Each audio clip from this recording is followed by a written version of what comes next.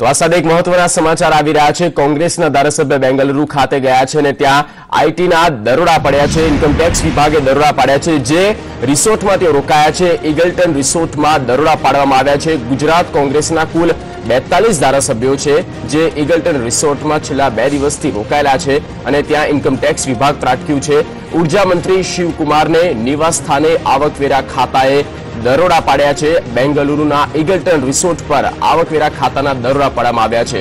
પહેલેથી જ કોંગ્રેસ ગુજરાત કોંગ્રેસ અનેક પરિસ્થિતિનો સામનો કરી રહી છે ત્યારે વધુ એક મુશ્કેલી તેઓ માટે સર્જાઈ છે। કુલ 42 ધારાસભ્યોને બેંગલુરુ લઈ જવામાં આવ્યા જ્યાં પણ ઇન્કમટેક્સ વિભાગ દ્વારા રેડ પાડવામાં આવી છે અને કયા કારણસર તે પણ અહીંયા તપાસનો વિષય બની રહ્યો છે કારણ કે કર્ણાટક સરકારમાં જે ઉર્જા મંત્રી ડીકે શિવકુમાર છે તેમના રિસોર્ટ પર આ પ્રમાણે દરોડા પાડવામાં આવ્યા છે। સંવાદદાતા વિનોદ દેસાઈ ફૂલ લાઈન પર છે। વિનોદ, વધુ એક મુશ્કેલી ગુજરાત કોંગ્રેસની શું છે?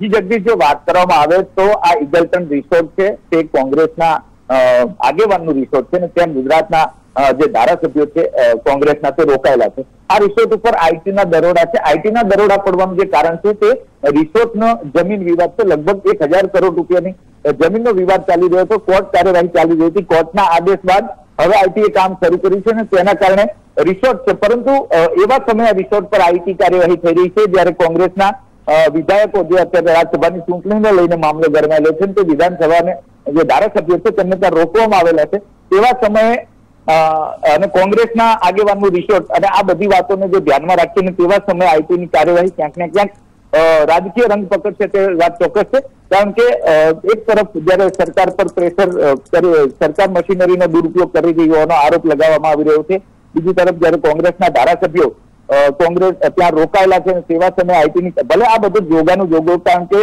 કોર્ટની કાર્યવાહી અને કોર્ટના આદેશ બાદ આખો જે જમીન કૌભાંડ હતો તેને લઈને આઈટીએ તપાસ શરૂ કરી છે પરંતુ એક સમયે જે આ બધું યોગાનું યોગ સર્જાયો છે તેના કારણે રાજકીય ગરમાવો આવે ત્યારે બહુ સ્વાભાવિક વસ્તુ બની ગઈ છે।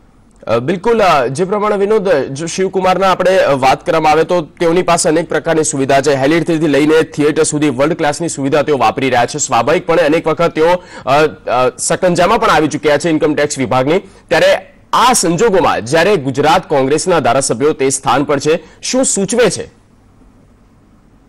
કોંગ્રેસના ધારાસભ્યો અને આ રિસોર્ટને આમ જોવા જઈએ તો કોંગ્રેસના જે રાજકારણ હતું અને જે રાજ્યસભાની ચૂંટણીને લઈ અને કોંગ્રેસના ધારાસભ્યો રાજીનામું આપ્યા બાદ કોંગ્રેસનું મોવડી મંડળ હરકતમાં આવ્યું હતું ને બાકી બચેલા ધારાસભ્યોને કોઈ સુરક્ષિત જગ્યાએ લઈ જવા ત્યારે આ રિસોર્ટ એટલા માટે પસંદ કરવામાં આવ્યું કે જે એના રિસોર્ટના માલિક છે તે કોંગ્રેસથી બહુ મોટું નામ છે, બેંગલુરુમાં ખૂબ હોદ્દેદાર અને મોભાદાર વ્યક્તિ છે અને તેના રિસોર્ટમાં સગવડ મળી રહે અને સુરક્ષા મળી રહે તે માટે રિસોર્ટ પસંદ કરવામાં આવ્યું છે।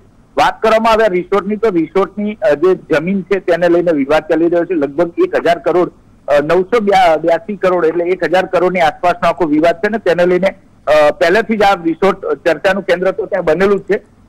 કોર્ટમાં પણ કાર્યવાહી ચાલી રહી છે અને કોર્ટના આદેશ બાદ આઈટીએ પણ પોતાની કાર્યવાહી શરૂ કરી છે પરંતુ જે સમયે આ ઘટનાક્રમ સર્જાયો છે જ્યારે કોંગ્રેસના ધારાસભ્યોનું ત્યાં રોકાવું અને ત્યારબાદ આઈટીની કાર્યવાહી થવી એટલે ક્યાંક ને ક્યાંક ભલે યોગાનું યોગ કે સંજોગ હોય પરંતુ અને રાજકીય રંગ આપતા વાર નહીં લાગે તે વસ્તુ ચોક્કસ છે જગદીશ। બિલકુલ, એટલે આભાર વિનોદ સમગ્ર માહિતી આપવા બદલ।